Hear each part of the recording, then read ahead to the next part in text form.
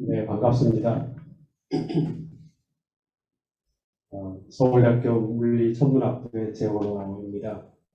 이렇게 저녁 시간에 만나뵐 수 있게 돼서 감사드립니다. 초청해 주셔서 감사드리고요.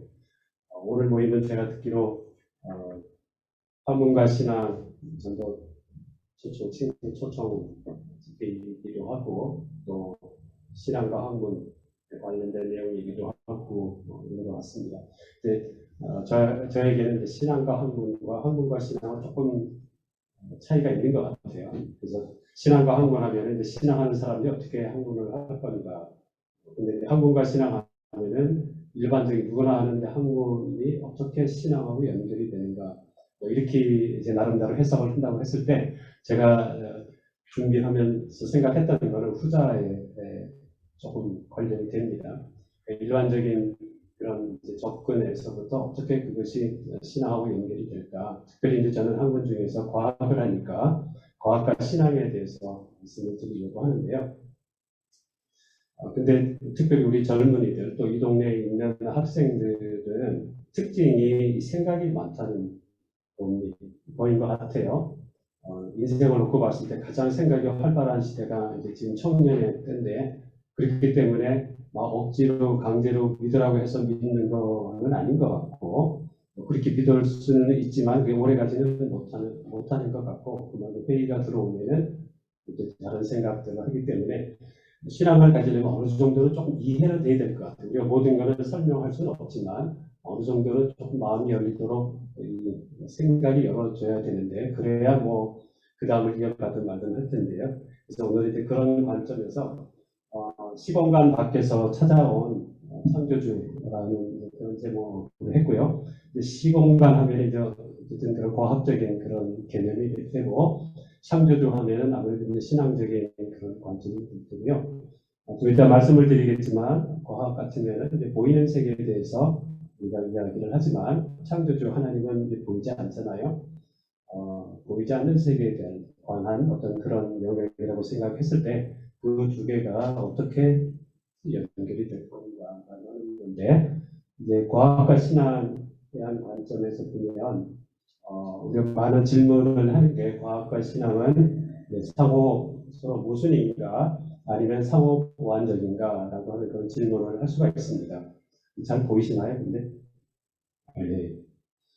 네, 우리가 많이 생각하기를 중세 때부터 과학과 신앙이 막 싸움이 있었다고 생각을 하는데 요즘 이제 많은 분들이 생각하는 거는 중세 때는 그렇지 않았다라고 이렇게 얘기를 합니다. 물론 중세 때 뭐 천동설과 지동설의 어떤 그런 문제가 있었지만 사실은 지동설을 주장했던 뭐 코페르니쿠스나 또는 갈릴레이나 케플러 이런 분들은 사실은 준성직자들이었습니다. 그러니까 그분들이 이제 관찰을 하면서 이야기했던 일들이기 때문에 신앙적인 관점에서 하나님을 믿는 그런 관점에서 이야기를 했던 거기 때문에 과학과 신앙의 어떤 그런 대결이라기보다는 믿는 그런 과학자들이 그 당시에는 이제 단순한 이제 관찰을 넘어서서 수학적으로 그걸 설명하려다가 하다 보니까 이것이 이제 지구가 돌아야 된다 하고는 그런 결론에 이르는 거기 때문에 어떤 대결이라고는 할 수가 없고 그래서 이제 실제 과학과 학문이 이제 부닥치기 시작한 거는 계몽주의 시대, 뉴턴 이런 시대 때부터 이제 많은 뉴턴 같은 사람도 사실은 준성직자이지 않았습니까? 근데 이제 그분이 어떤 법칙을 이야기를 했을 때 계몽주의 시대부터는 사람들이 거기서부터 어떤 신의 존재는 딱 삭제를 하고 어떤 그런 결과들을 무신론으로 자꾸 연결을 시키려고 하는 그런 경향에서 문제들이 조금 생기기 시작했고 뉴턴 자체도 그걸 싫어했다고 이렇게 이야기를 하죠. 근데 어쨌든 오늘날에는 과학과 신앙이 굉장히 무순인 것처럼 보이는데 물론 이제 저의 관점은 무순이 아니라 상호 보완적이가 필요하다라는 이제 그런 관점 말씀을 드리려고 합니다.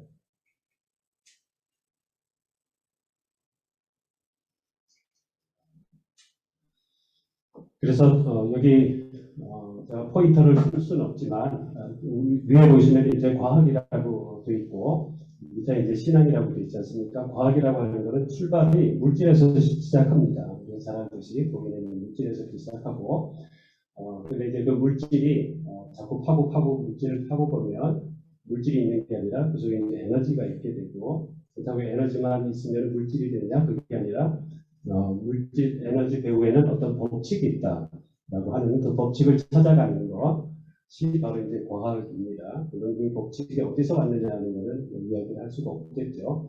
반면에 이제 신앙이라고 할 때는 이 보이지 않는 하나님, 이 세타라고 썼던 이 하나님에서부터 창조주에서부터 시작하고 그 창조주는 말씀을 하고 그 다음에 그 말씀에는 에너지가 있고 운동력이 있고 그 운동력의 결과로 형체가 나타난다. 물체가 생기게 된다라고 하는 것이 이제 성경의 말씀입니다. 여기 보면은 간단하게 제가 좀 더 설명을 드리겠지만 과학과 신앙을 보면 서로 이 단계가 서로 비슷한데 차이는 시작점이 다르다고 하는 거죠. 과학은 항상 보이는 것에서부터 시작하고 그러나 신앙은 모든 것을 보이는 것으로부터 상대하지 않죠. 왜냐하면 시작 자체가 보이지 않는 하나님에서 시작됐다고 이야기를 하기 때문에 그러나 어쨌든 시작점은 다르지만 그러나 그 단계 하고 나누는 그런 내용들을 보면 서로 연결이 돼 있다. 상호 보완적일 수 있다라고 이야기를 할 수가 있는데요. 이 오른쪽에 그림에 보시면 원기둥 같은 이런 3차원 모양이 있을 때 예를 들어서 위에서 전등을 비치면 아래 나타나는 그림자는 원 모양이 되겠죠.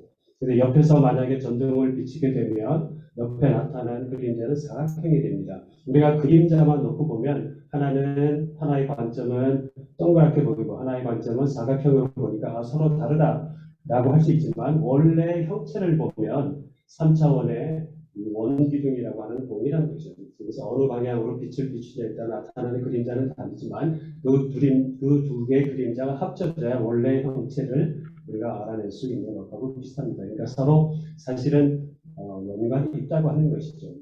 성경에서 찾으면 만물이 주에게서 나오고 주로 말미암고 주에게로 돌아간다.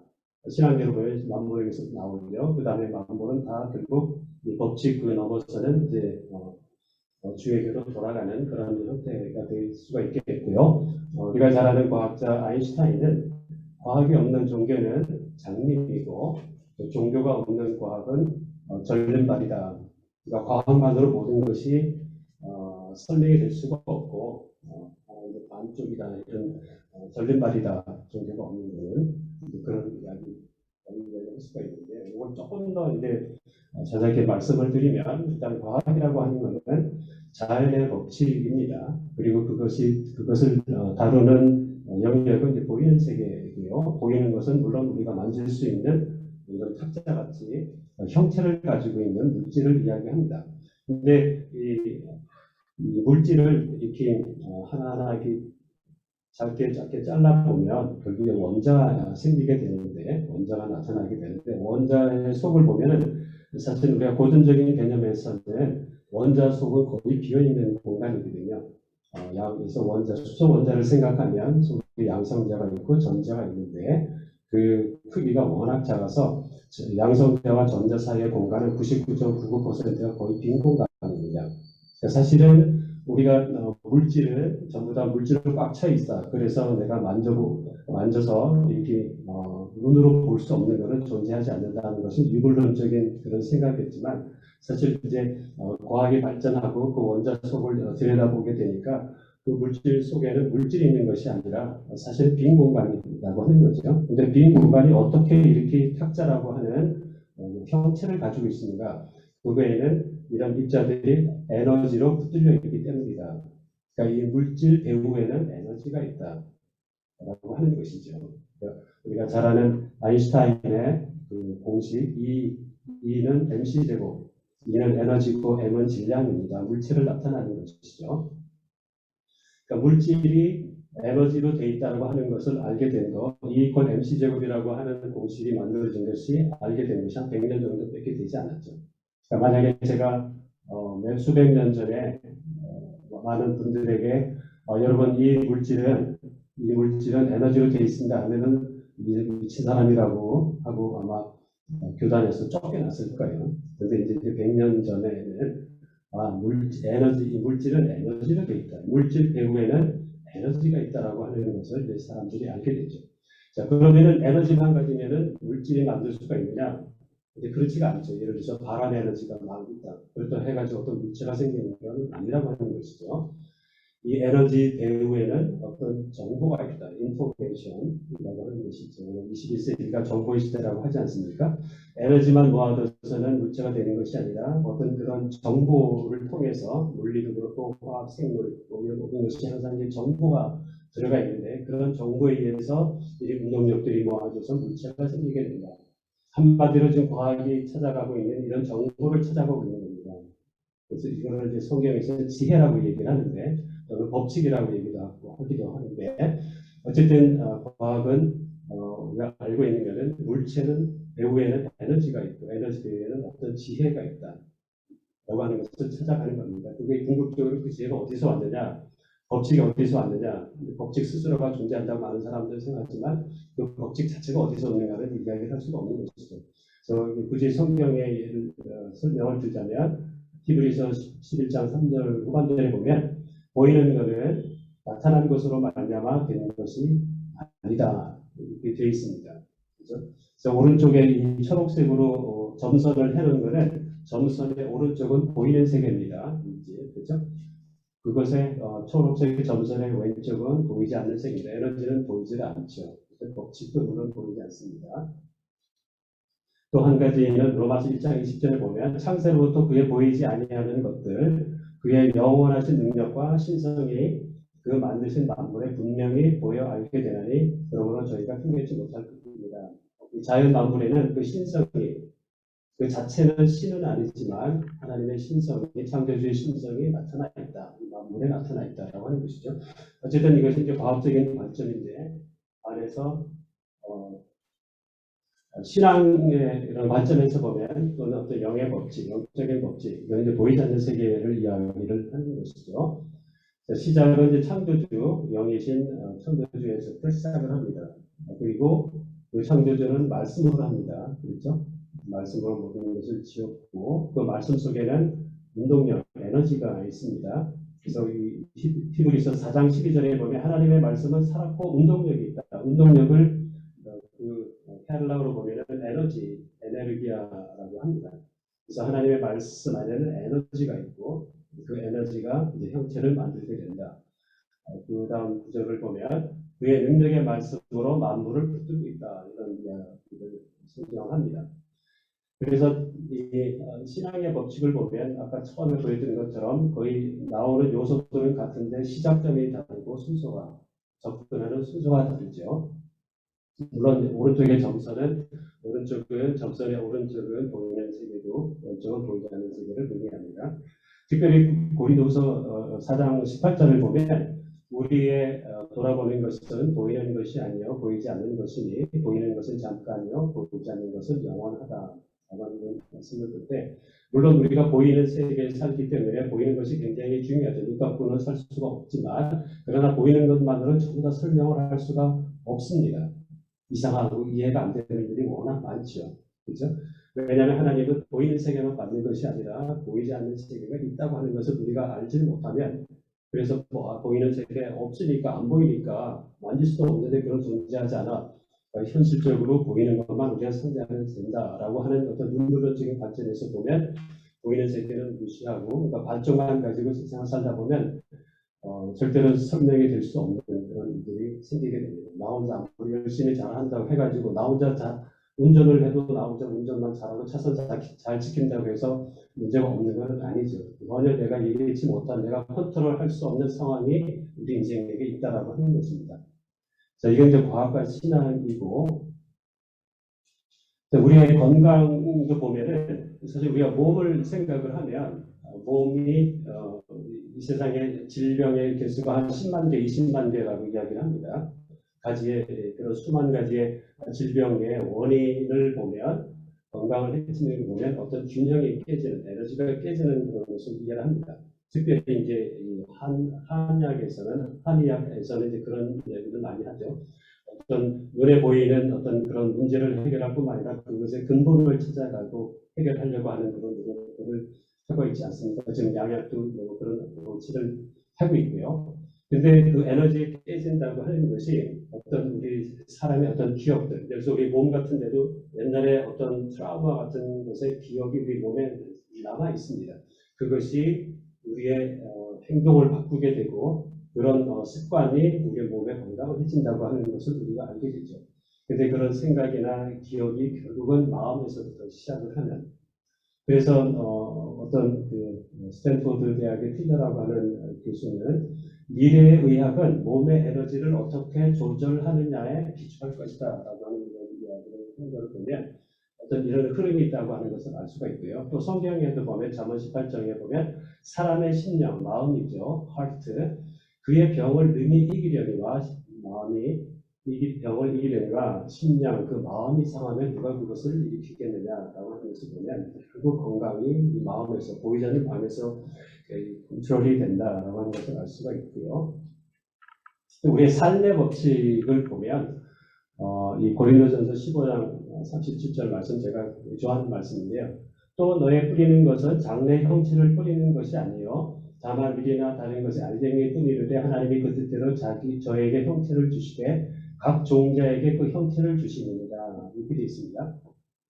그래서 아까 여기에 있는 이제 표를 만들어낸 그 표는 처음에 영적인 법칙, 신앙의 법칙하고 똑같은 거지 않습니까? 근데 이 고린도전서에서 볼 때 형체, 장래 형체는 이제 바디를 말합니다. 어떤 물질, 보이는 것을 의미하죠. 근데 그 장래 형체를 우리가 뿌리는 것이 아니라 시작이 어디서 된다? 이 씨에서부터 알갱이, 다른 것의 알갱이나 밀, 그거는 이제 씨를 이야기합니다. 그렇죠? 그러니까 모든 우리가 알듯이 식물 같은 것도 이 씨, 성경에 보면은 말씀은 씨다고 했죠. 그 씨는 말씀인데, 그러니까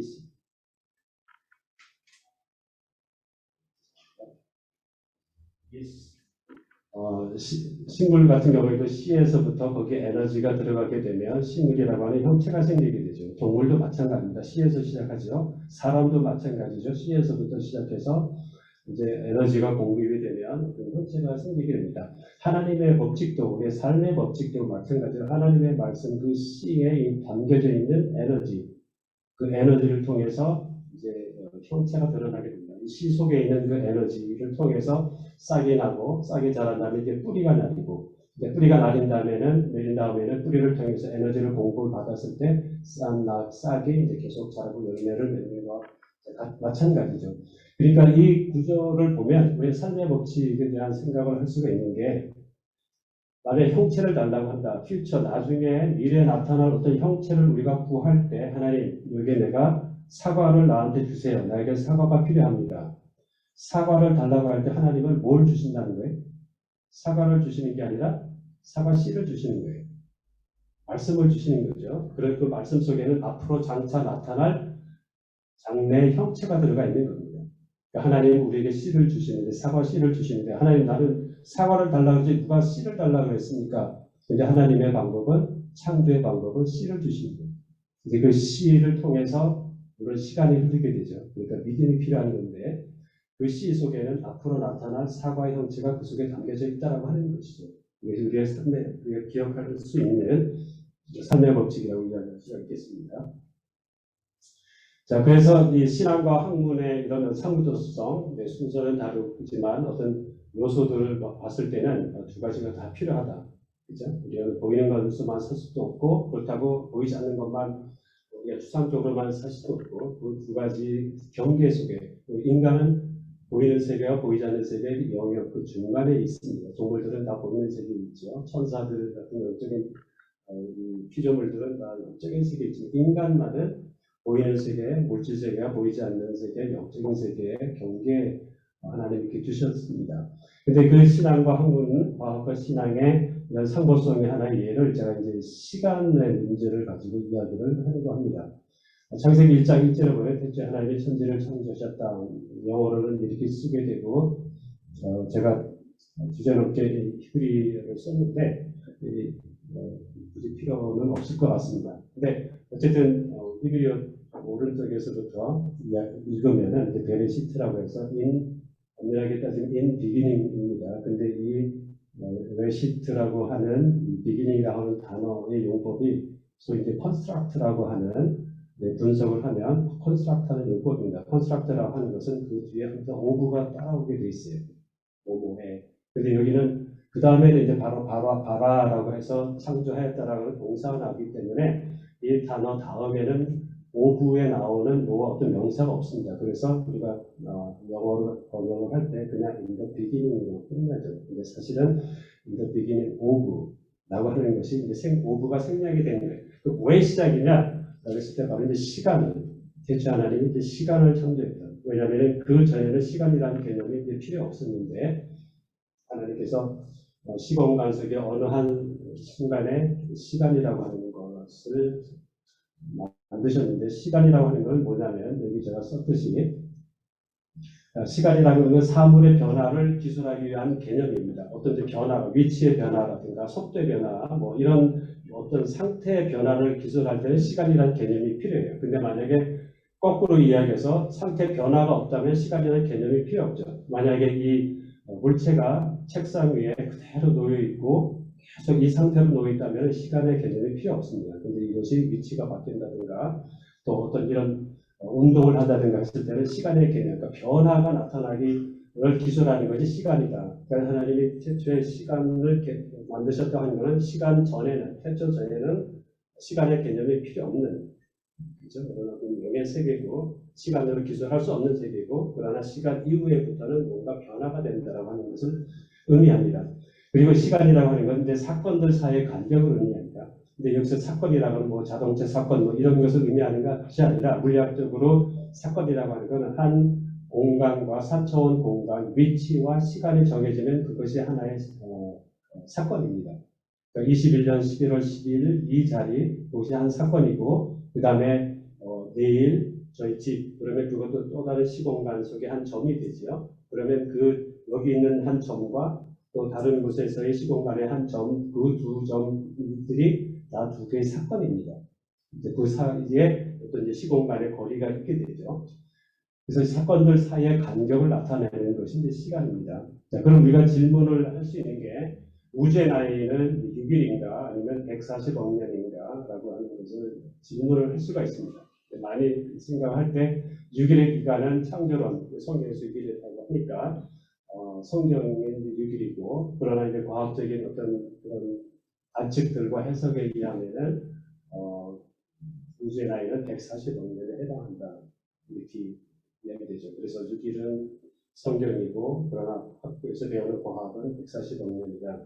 이런 이제 딜레마에 빠질 수 있습니다. 특별히 착한 학생들이 교회 다닐 때까지는 부모 품에서 학교에 다닐 때까지는 6일이라고 배웠다 학교가 아니까 그게 아니면 이제 뭐 갈등을 했다가 아무래도 과학에 맞는 것 같으니까 이제 신앙을 이제 버리게 됐지만 다시 우리가 조금 생각해볼 문제가 있다고 하는 게 있어요. 자, 근데 여기서 제가 시간에 관련돼서 시간을 들었는데 시간의 관점에서 이 질문을 생각을 해볼 필요가 있습니다. 우주의 나이가 140억 년이라는 것은 무슨 의미냐면 현재 저와 여러분의 이 지구상에서 저희의 시계를 가지고 과거를 측정했을 때 그것이 140억 년 전의 사건이라고 하는 것이죠. 그죠? 그러니까 현재에서 과거를 봤을 때 현재의 시계로 현재에서 과거를 봤을 때 우리 현재 시계로 쟀을 때 140억 년 전이 우주의 시작이다 이렇게 얘기를 할 수가 있습니다. 그래서 근데 만일 그렇게 측정을 하는 게 아니라 거꾸로 과거에서 빅뱅 시점에서 우주가 처음에 생겼을 그 시점에서 현재를 오늘날을 관찰했을 때 그 동일한 시간, 그러니까 사건 하나의 사건은 최초의 그 시공간, 그 다음에 또 하나의 사건은 지금 저와 여러분의 이 시공간, 이 두 시공간, 두 사건 사이의 시간을 재는데 하나는 지구상에서 이 두 사건을 그러니까 지구상에서의 시계로 재는 거고 또 하나의 시간을 재는 방법은 과거에 최초의 또 시계가 있을 텐데 그 시계로 만약에 과거에서부터 현재를 쟀을 때 두 개 동일한 이 사건 사이에 흐른 시간이 과연 어떻게 될 거냐. 한쪽으로 쟀을 때 140억 년이라고 우리가 알죠. 만약 과거에서 현재를 쟀을 때 시간이 어떻게 될 거냐. 그런데 시간에 대한 개념을 우리가 과학적으로 조금 이해할 필요가 있습니다. 좀 지겨우게 과거를 얘기를 하면 막 아무래도 저녁도 먹고 피곤할 것 같기도 한데 어쨌든 아인슈타인의 이제 특수 상대성 이론을 조금은 이해를 해야 됩니다. 그냥 상식적으로라도 이해를 했으면 넘어가지 않나요? 예. 그래 먼저 그 전에 뉴턴 여기 뉴턴이라고 써 있죠. 만유인력 법칙 사고가 떨어지는 것을 발견한 사람, 그것이 이제 운동 법칙을 설명한 사람. 뉴턴이 이제 고전적인 시공간, 시간과 공간, 시간하고 공간이 분리되어 있는 그런 개념이고, 아인슈타인의 경우에는 현대적인 시간의 개념이 시공과 공간을 분리할 수 없다. 시공간이라는 개념을 쓰는데, 아리스토텔레스의 고대 시대에는 이 지구는 어떤 공간은 어떤 절대적인 개념으로 설명이 됐습니다. 그래서 우주 속에서 지구는 아주 특정한 어떤 점이다 라고 하는 아주 고정된 어떤 위치를 가지고 있다고 생각했는데 뉴턴은 그것이 아니라 사고가 떨어진다. 그러면 어떤 상대적인 그 물체의 위치에 따라서 운동이 결정이 된다. 그래서 운동의 법칙을 정리하기 위해서는 시간과 공간을 정의하되 공간은 상대적이다. 그러니까 저와 여러분 사이의 상대적인 공간의 위치의 차이가 중요하지 절대적으로 내가 여기에 있느냐 저기 있느냐는 중요하지 않다. 우주에서는 어디다 저기다라고 얘기할 수가 없다고 하는 겁니다. 근데 이때 뉴턴에만 해도 시간은 절대적이었습니다. 제가 그 시간을 재든 다른 사람의 시간을 재든 시간은 절대적인 개념이 있어요. 그러나 아인슈타인에게 와서 특수 상대성에 의해서 뉴턴은 이제 공간은 상대적이고 시간은 절대적이지만 뉴턴에 와서는 시간도 상대적이다. 그래서 이제 상대성 이론이라고 하는 것을 이야기하게 된 겁니다. 근데 여기서 한 가지 짚고 넘어갈 될 거는 상대성이라고 하는 그 단어 자체가 사람들에게 우리에게 주는 개념은 뭐냐면은 그러니까 이제부터 절대적인 거는 없구나. 모든 게 다 상대적이구나라고 하는 개념이 이제 사람들에게 주어집니다. 그러니까 절대자 성경에서 얘기하는 절대주라는 게 존재하지 않나 라고 하는 어떤 그런 개념을 이제 갖기도 하고 또 그것으로 또 사람이 상대성이라는 말 자체를 싫어하고 올 수도 있는데 그렇지는 않다라고 하는 것이죠. 자, 그래서 이제 특수상대성 이론을 설명을 드리면 이게 지구상에 지구는 일단 지구편에서는 지구는 이제 고정돼 있다 생각하고 집이 있고 왼쪽에는 이제 정지해 있는 기차를 생각을 해봐요. 기차 속에는 이제 아버지가 하루에 한 장씩 편지를 이제 보냅니다. 그리고 집에서는 이제 아들이 가족이 이제 그 아버지가 보낸 편지를 차창 기차 밖에다가 편지를 하루에 한 장씩 던져주는 것을 이제 가상의 배달부가 동일한 조건으로 집에다가 배달을 하면 어떻게 됩니까? 아버지한테 기차 안에 있는 아버지한테는 편지와 편지 사이를 하나의 시간의 단위라고 하면 편지와 편지 사이의 그런 시간은 하루에 한 장씩 보냈으니까. 근데 집에 있는 가족에게도 편지를 며칠에 한 번씩 받아요. 하루. 그죠? 그러니까 기차 속에서의 시간과 그 다음에 집에서의 시간은 서로 동일합니다. 똑같은 시계라고 할 수가 있는 거예요. 똑같은 시계라고 할 수가 있죠. 조건은 기차도 상대적으로 집에서 봤을 때 서로 정지해 있는 상태예요. 만일 기차가 멀어지고 있다. 어떤 속도를 가지고 움직이고 있다. 멀어지고 있다고 생각하면 어떻게 될까요? 여전히 움직이는 기차 속에서 아버지는 하루에 한 장 편지를 던지지만 그러나 집에서 보는 편지를 받아보는 시간은 하루보다 더 늘어나게 돼요. 왜냐하면 편지를 한 장 보내고 하루가 지날 동안에 기차는 멀어지니까 그 멀어진 거리를 다시 배달로 갖다 주려면 시간이 더 걸리는 거죠. 그렇죠? 그러니까 속도가 빠르면 빠를수록 기차 속에서는 시간은 여전히 동일한데 하루. 그러나 집에서는 하루가 아니라 10년이 될 수가 있고 1000년이 될 수가 있고 1억 년이 될 수가 있는 거예요. 속도에 따라 다른 것이죠. 그래서 집에서는 1000년이 되는 것을 기차 속에는 하루라고 하는 건 무슨 얘기냐면은 움직이는 시계, 기차 안에 있는 시계가 천천히 간다고 합니다. 짧은 시간으로 걸린다는 하는 것이 조사건사의 그 시간이 짧게 측정이 된다고 하는 것은 시계가 더 천천히 간다고 하는 거예요. 그래서 움직이는 시계는 천천히 간다. 이해가 되시나요? 움직이는 시계는 천천히 간다. 이것만은 기억을 하시면 문제를 풀 수가 있습니다. 문제 풀면 좋아요. 자, 그럼 우주의 나이인데 한번 적용을 해보겠습니다. 물론 이게 뭐 이렇게 간단한 건 아닌데, 상대성 이론은 다시 정리하면 움직이는 시계가 정지해 있는 시계보다 상대적으로 천천히 간다. 근데 빨리 움직일수록 그 시계는 더 천천히 간다. 자, 그러면 우리에게 이제 두 가지 상황을 볼 수가 있어요. 하나는 그 전에 이제 우주가 팽창하고 있다고 하는 것이 이제 실험적으로 관측이 됐어요. 그래서 28년에 허블 망원경을 통해서 은하들 사이의 거리가 계속 시간에 따라 멀어지고 있다. 이것을 이제 소위 적색 편리로 관측을 했는데 이게 우주 팽창론, 팽창 우주론의 증거인데 팽창한다는 것은 팽창하면서 그 별들 사이 거리가 멀어진다는 것은 무슨 얘기냐면은 풍선에다가 우리가 바람을 불면 바람을 계속 불면 이렇게 더 팽창하잖아요, 그죠? 그러면은 원래 작은 풍선의 이 두 점 사이의 거리가 풍선이 더 불어나게 되면 거리가 멀어지죠. 그 얘기는 이 두 점 사이가 멀어진다, 별들 사이 거리가 멀어진다는 것은 이것이 팽창하고 있다라고 하는 거예요. 그래서 우주가 팽창하고 있다. 그 다음에 펜지아스와 윌슨이라고 하는 사람이 이렇게 오른쪽에 있는 그림과 같이 우주에다가 막 전자파를 라디오파를 측정하기 위해서 이제 막 검출기를 넣는데 이상하게 우주 모든 것에서부터 어떤 마이크로파, 밀리미터 파를 측정을 한 겁니다. 근데 이게 도대체 뭔가 하다가 사람들이 알았는데 빅뱅 이후에 있었던 어떤 그런 빛이 있는데 눈에 보이는 빛은 아니고요. 굉장히 어떤 그런 빛들이 오늘날 우주까지 지구까지 도달했을 때 현재 우주에서의 우주 공간에는 이 바로 밀리미터파 마이크로파가 관측이 되다는 걸 예측을 했는데 실제 그걸 이 망원경을 가지고 이 우주 배경 복사라고 하는 것을 우주의 배경에 있는 그 빛을 관측을 한 겁니다. 이것도 역시 팽창 우주론의 증거가 되고 빅뱅을 서포트하는 그런 증거로 많은 사람들이 받아들이고 있죠. 그러니까 팽창을 하고 있다는 얘기는 시계를 거꾸로 과거로 가면은 현적으로 모인다는 얘기죠. 그게 이제 빅뱅이라고 하는 건데, 자 그러면은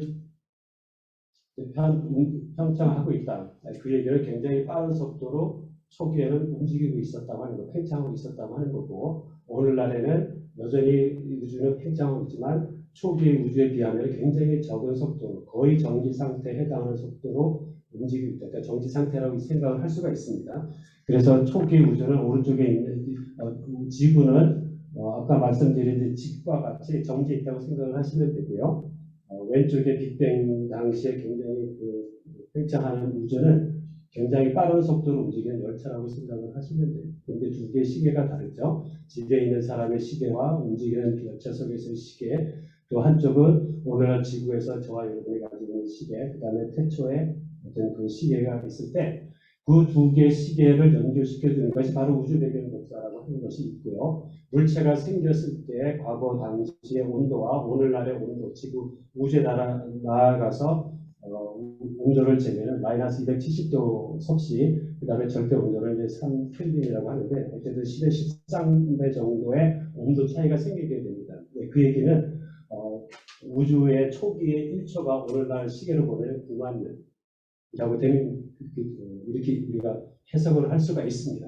과거에는 굉장히 빠른 주파수, 그러니까 한 주기에 있는 그 시간이 오늘날의 한 주기의 시간보다 이 우주 배경 복사가 과거와 현재를 연결시켜주는 그 시계를 우리가 이해할 수가 있는데 이게 과거에는 워낙 짧았다고 하는 거예요. 10의 13배 정도로 이제 굉장히 빠르게 움직였다고 하는 것이죠. 과거에는 그거를 이제 역사를 해보면 오늘 당시의 초기 우주의 1초는 오늘날 시계로 9만 년에 해당하게 돼요. 그래서 이거를 1초에다 60초 곱하기 60분 곱하기 24시간을 곱하면서 제1일 day 1을 보면 한 80억 년이 되고, 그다음에 이제 팽창하면 이제 이것이 속도가 좀 줄거든요. 그래서 day 2에서는 40억 년, 거의 반감을 해서 6일까지 다 더하면 한 140억 년이 돼요.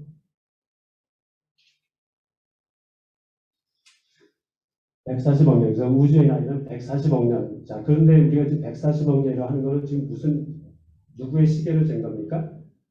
지구에서 오늘 우리의 시계로 잰 거예요. 근데, 그렇죠? 근데 여기 보면 초기 우주에 day 1, day 2, day 3, day 4, day 5, day 6, 그러니까 6일이야. 6일간의 초기의 우주의 시계로 오늘날을 봤을 때는 6일의 시간이 오늘날의 우리의 시계로 봤을 때는 130분, 140억 년이 될 수 있다고 하는 겁니다.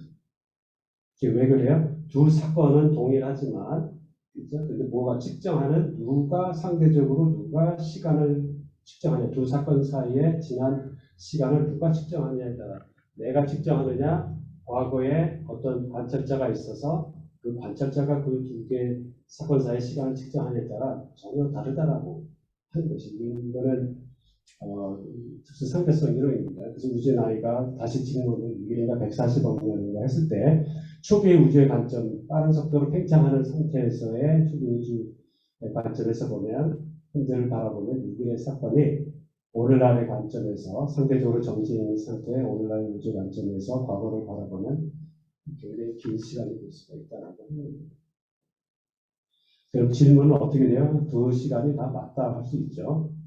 시간의 상대성이니까 절대적인 시간의 개념이 존재하지 않고 누가 시간을 재느냐, 그리고 그 시간을 재는 사람의 상태에 따라 내가 정지해 있느냐 상대적으로 움직이냐에 따라 시간이 달리 측정이 된다는 하는 거예요. 근데 이건 성경의 기사가 맞죠, 그죠? 그래서 어떤 분들은 뭐 진화론의 반대는 창조론이 아니라 성경이다, 뭐 이런 얘기 하는 걸 제가 어디서 들었는데 성경의 기사가 맞습니다, 그죠? 6일 동안의 사건이죠. 창세기 1장은 창조주의 관점에서 카이로스적인 어떤 시간 관점에서 재는 것이고, 만약에 그 당시에 어떤 초월적인 존재가 있었다면 우리 인간은 존재하지 않았을까? 초월적인 존재의 절대적인 관찰자에게는 우리의 시간이 우리에게는 140년이 될 수가 있다. 물론 그 과정에 이걸로 모든 게 설명되는 건 물론 아니죠. 그 사이에 굉장히 구체적인 어떤 세부적인 디테일은 여전히 우리가 필요합니다. 그러나 우리가 생각을 조금 달리 시간의 개념이 조금 더 우리가 100년밖에 되지 않은 이 시간의 개념을 간단하게 적용을 했을 때 이것이 어느 하나가 절대적인 것이 아니라라고 하는 것을 우리가 이해할 수 있다라고 하는 것이죠. 베드로서 3장 보면은 사랑하는 자들 죽게나 하루가 천년 같고 천년이 하루 같다 우리가 한 가지 있지만 이게 선문답이 아니라 이것이 어떻게 보면은 맞다. 그죠? 하나님에게는. 자, 그러면 빛을 생각해 보겠습니다. 이 시간을 우리 얘기를 했는데 움직이는 게 그런데 이 빛 여러분 아시죠? 여기 빛 있지 않습니까? 전자기파. 근데 이 빛은 1초에 30만 킬로를 움직인다. 이거 다 알고 있죠. 지금 몇십바퀴 다음 분다.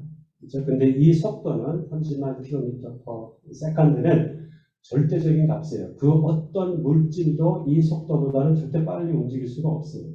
절대성을 가지고 있습니다. 그 다음에 자 그러면 굉장히 빠른 속도로 아까 기차가 아무리 빨라도 빛의 속도만큼 못 가죠. 초기 우주가 팽창해도 빛의 속도만큼은 가까웠지만 빛의 속도는 아니에요. 근데 만약에 빛의 속도로 움직이는 어떤 관찰자가 있었다고 하면 그 사람에게는 그 빛의 속도로 움직이는 빛 안에 있는 관찰자에게는 시간이 어떻게 될까요? 줄어들죠. 굉장히 천천히 가다가 얼마까지 줄어들까요? 0초. 0초는 0.01초하고 다릅니다. 0.01초는 어떤 무한한 값을 가지고 있지만 0초라고 하는 건 아예 시간이 흐르지 않는다는 거예요. 이해가 되세요? 이해가 잘 안 되겠죠. 우리 현실 세계하고 다르니까. 저기 눈에 보이는 빛에 내가 들어가면 시간이 멈춰? 난 여기서는 시간이 흐르는데 근데 빛은 그런 특성이 있어요. 빛 안에서는 시간이 정지합니다. 우리가 이 시공간 안에서는 과거가 있고 시간이 흘러서 현재가 되고 미래가 됩니다. 미래가 되려면 어느 시간이 지나야 돼요. 그러나 빛 속에서는 어떻게 돼요? 과거, 현재, 미래라는 게 없어요. 오직 현재만 있는 거예요. 그래서 이걸 영원한 현재, eternal present라고 이야기를 합니다. 여러분 나중에 다 대부분 믿는 분 같은데 죽어서 천국 가면 그 영혼을 어떻게 지겨워서 어떻게 사나 혹시 그런 생각 안 하잖아요? 지금도 지겨운데 100년 사는 것도 지겨운데 엄청난 그 영원한 시간을 어떻게 지낼까라고 하는 것은 우리의 시공간 개념이고 빛 안에서는 예를 들면 그래서 창조주가 빛을 주신 것 같기도 한데 빛 안에 들어가면 뭐예요? 시간이라는 개념이 없어요. 그냥 순간밖에 없는 거예요. 영원한 현재. 그 속에는 과거도 현재도 미래도 한 점으로 모여있는 영원한 현재로 존재하는 거예요. 거기를 지겹다 이런 게 없죠. 늘 그 순간순간을 우리가 살아갑니다. 라고 이야기할 수가 있어요. 우리에게는 과거가 있고 그래야 미래가 있지만 하나님에게는 과거가 지나고 미래를 미리 알지 못하는 것이 아니라 하나님에게 모든 것이 전부 한 점으로 다 모여 있는 거예요. 다 아시는 거죠. 그죠? 그럼 우리에게는 시간 안에서 움직이도록 변화하도록 우리에게 시간을 주셨다라고 하는 거고요. 자, 그런데 이거를 그럼 아까 그 시간의 변화라고 하는 거를 빛에 대해서 한번 우리가 적용을 해보면 굉장히 놀라운 결과가 나타납니다. 1987년에 우주에서 나온 굉장히 강한 빛을 지구의 천문대에서 관측을 했어요. 그것이 초신성 슈퍼노바 1987A라고 하는 그 초신성 빛이었어요. 그게 1987년에 관측이 됐어요.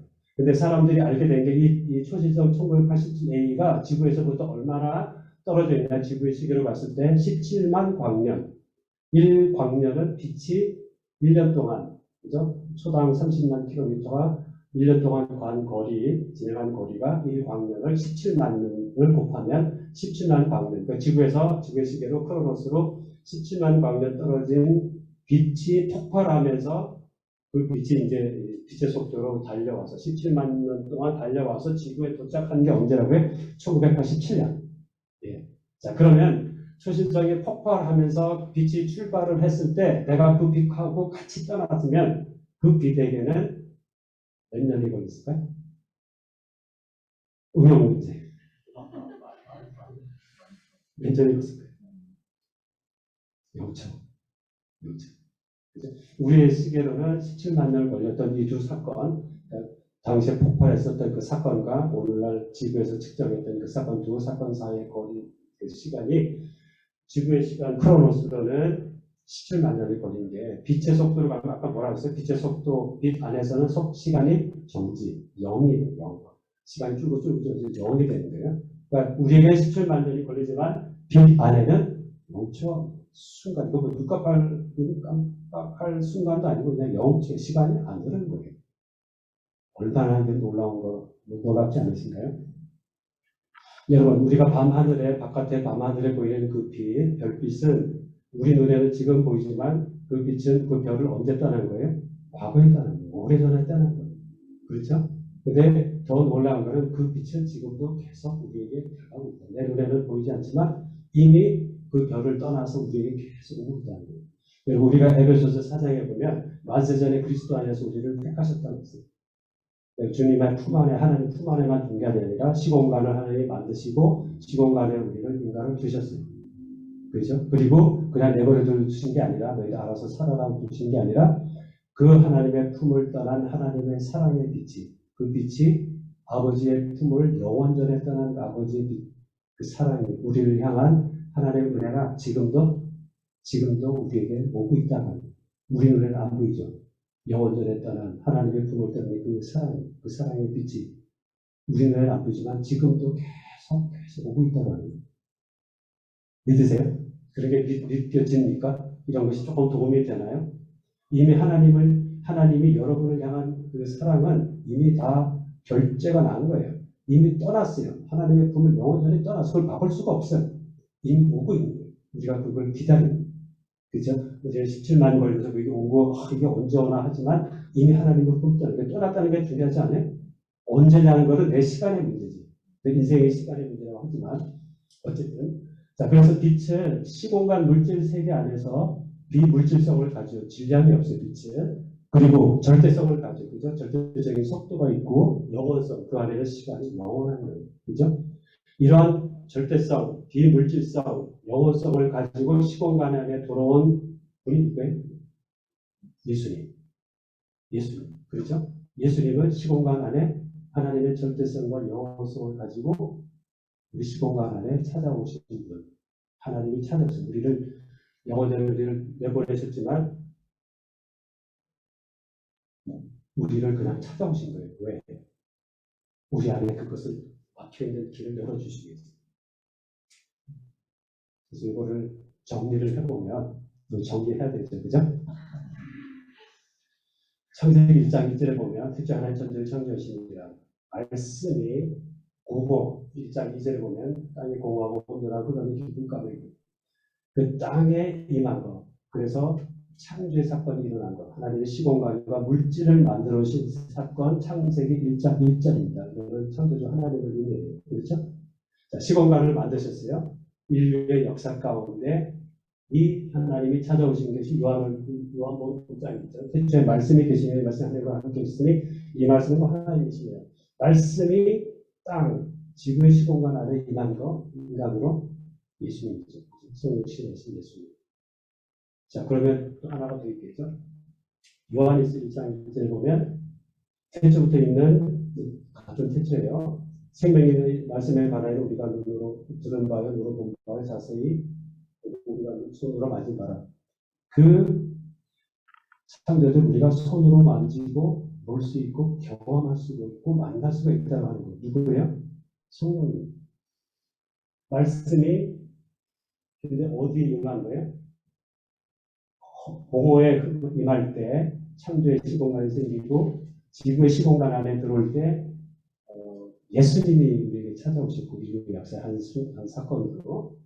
근데 여전히 하나님은 공허와 혼돈의 문제를 어둠의 문제를 이 창조로 다 해결하셨어요. 그죠?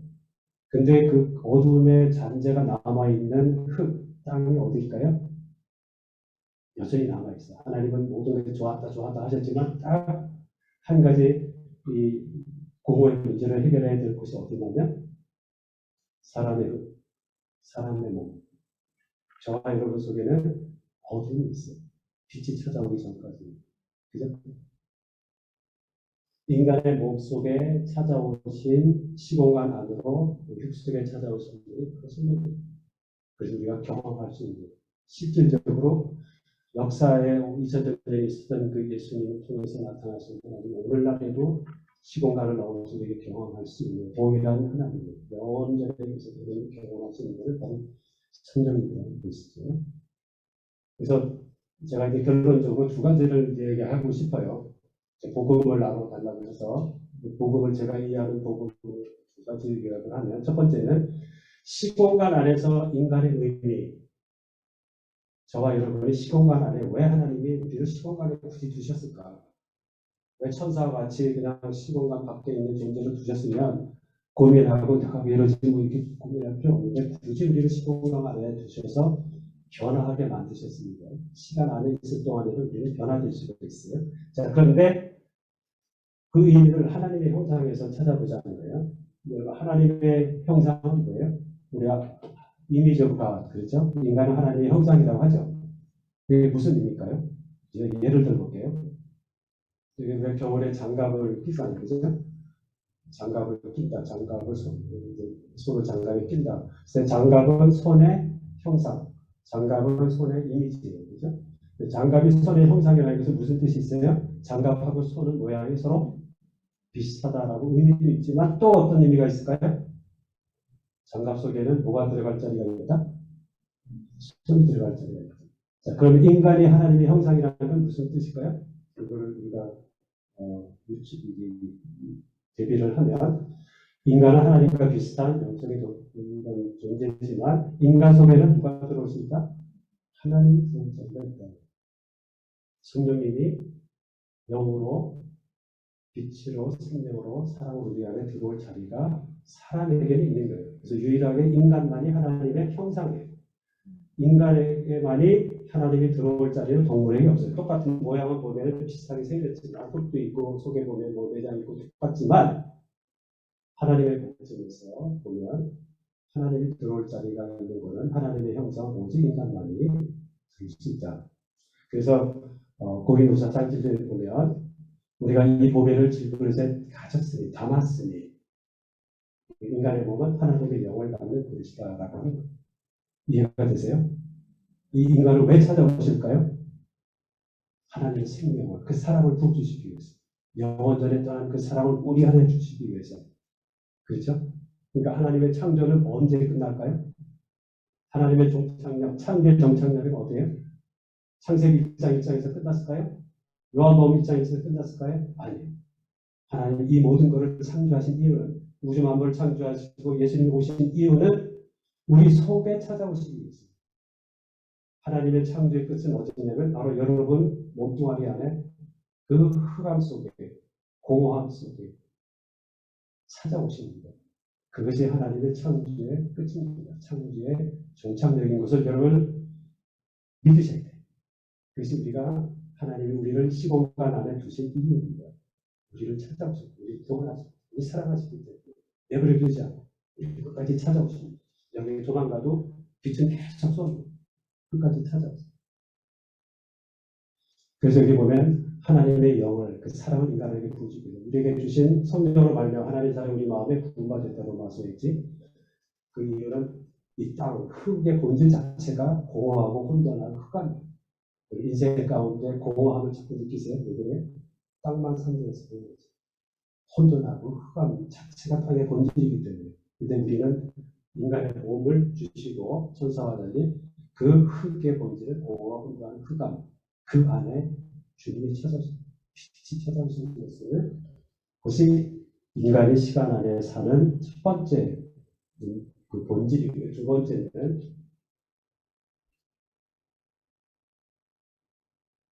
번째는 뭐냐면은 바로 이 공식에서 죄송하지만 하나님의 말씀을 따라 움직일 때는 어떤 형체가 생기자고 하는 이 공식을 하나님 우리 안에 찾아오셔서 우리가 하나님과 같이 이 하나님이 창조하신 이 법칙을 따라 우리도 하나님과 같이 이것을 따르게 하시는 것. 이게 뭘까요?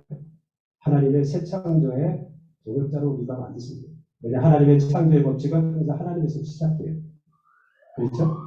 그래서 하나님 우리에게 찾아오신 이유는 우리를 구원하시는 것은 끝이 아니라 우리로 하여금 우리 안에 계신 그 하나님으로 창조주를 말미암아 우리가 이 세상에서 하나님의 창조 역사에 우리를 동참시키려고 합니다. 새 창조에 동참하게 우리를 만드시는 겁니다. 그것이 우리에게 주신 하나님의 시공간에 두신 목적이라고 저는 믿어요. 우리가 구원받았으니까 끝이다가 아니라 우리는 계속해서 우리가 주어진 시공간 내에서 저와 여러분은 하나님의 새 창조를 이루시는 그 역사를 이 공허한 몸뚱아리가 얼마나 많습니까? 그렇죠? 거기에 하나님의 창조 역사를 이루시는 게 우리를 통로로 쓰시기 위함입니다. 그것이 우리가 시공간을 사는 동안 주님 앞에 서는 날까지의 우리의 삶의 목적은 바로 주님이 내 안에 찾아오시는 것, 찾아오신 주님을 말미암아 그 창조주와 함께 새 창조의 동력으로 우리가 살아가는. 여러분 우리가 가진 것이 설사 없을 수도 있어요, 그렇죠? 그러나 뭐 하나만 확실하게 가지고 있으면 우리는 끝이에요. 몸뚱아리 하나만, 그죠? 여러분 몸뚱아리 얼마나 귀합니까? 하나님 임재할 수 있고 그 안에 하나님은 창조의 역사를 할 수 있는 도구를 사용하시니까 뭐가 없다 여러분 그런 거 가지고 고민할 필요 별로 없습니다. 왜냐하면 여러분 안에 계신 저와 여러분 안에 계신 하나님은 새 창조를 위한 이루시겠어 우리에게 찾아오셔 구원할 뿐만 아니라 나중에 도저가 아니라 이 땅에서 우리가 사는 동안 시간과 공간 안에서 우리가 소화되어 가지만 동시에 하나님의 새 창조의 역사를 우리 통해서 이루려고 하는 저와 여러분 그렇게 동역자로 그런 교회를 삼으신 것을 믿으시기 바랍니다. 우리는 엄청난 천지개벽 사건이 저와 여러분 안에 이루어지는 것을 믿으시기 바랍니다. 마지막으로 C.S. 루이스는 이렇게 얘기했어요. 나는 아침에 해가 뜨는 것을 보는 것처럼 아침에 해가 뜨죠. 해를 보는 뿐만 아니라 그 뜨는 해를 통해서 주위에 다른 것을 볼 수 있기 때문에 그러한 정도 우리는 기독교를 믿습니다. 우리는 해는 아니지만 그 해를 통해서 해를 반사시켜서 다른 것을 보게 할 수 있는 그런 빛이 될 수가 있다. 빛을 반사할 수 있는 그 달빛과 같이 될 수가 있다. 그래서 이사야 10장에 보면 일어나라 빛을 발하여 내 빛이 이르렀고 여호와의 영광이 내 위에 임하여 있습니다. 여호와의 빛이 여러분 안에 그 여러분을 통해서 그 빛이 나타날 수 있도록 그죠? 그러면 흙이 너무 두꺼우면 여러분 저와 여러분의 흙이 너무 두꺼우면 우리 안에 빛이 드러날까요? 못 드러날까요? 가려져 있어. 그죠? 육이 조금 깨져야 돼. 그죠? 육이 자꾸 두껍고 육을 쌓아가면 빛이 있지만 빛이 드러나지 않아요. 그래서 하나님의 때로는 우리 육을 약하게 만드는 그렇죠? 그런 기회를 주셨을 때는 나를 통해서 빛을 드러나게 하시려고 하는 거구나. 자연스럽게 나이가 들면 육이 약해져. 그래서 속에 있는 것이 드러나. 근데 평소에 세상에 악한 것이 가득 차 있으면 드러나는 것이 악한 것이다. 근데 선한 것이 채워져 있으면 나이가 들고 병이 들고 육이 약해져도 선한 것이 드러나. 근데 우리가 그거 그렇게 되는 경우 듣잖아. 그죠? 여러분, 우리의 이 몸뚱아리, 하나님이 창조하신 목적은 그냥 뭐 과학과 창조 이거를 넘어서서 종착역은 저와 여러분 아닙니다. 그리고 그 목적 중에 또 하나는 우리를 통해서 하나님의 창조 역사에 종착하는 것. 말씀이 뿌려주신 곳에 그 말씀의 능력을 통해서 어떤 것도 생기게 되는 창조의 역사를 우리를 통해서 이루시는 것. 그것이 여러분에게도 유익이 되고 주위에 여러분이 만나는 그런 하나님 연결시키는 사람들을 통해서 교회들을 통해서 그 일을 하나님은 하실 겁니다.